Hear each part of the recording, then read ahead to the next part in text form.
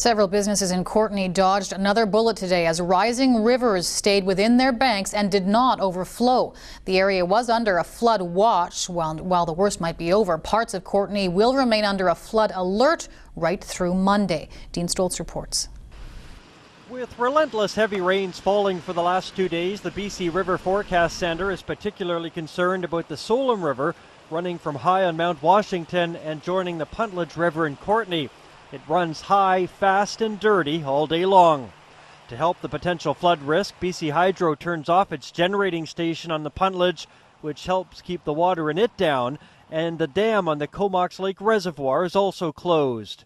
At 10 a.m., the water level just downriver from where the two meet is at 2.4 meters, but high tide, when the real concern is still 2.5 hours away.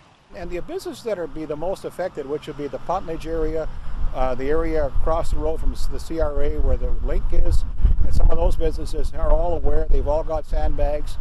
Sandbags have been made available all winter for them, and they all have them, so basically they're prepared. Geneva Tilsley has been through this several times now since opening her new thrift store last year. Are you getting tired of it, or? Yeah, it is what it is. You know, we didn't know coming in that this was a flood zone, but after the first time you do what you can. You can't change anything. Her sandbags are ready like they've been since November. This is about halfway up Mount Washington on Strathcona Parkway. It's 6 degrees and it's pouring rain, all the melting snow just adding to the flood concerns. But when high tide comes at 12:32, the river is still within its banks, and just like the last flood alert in November, Courtenay dodges another bullet. That doesn't mean it's not a wet day around the island, however.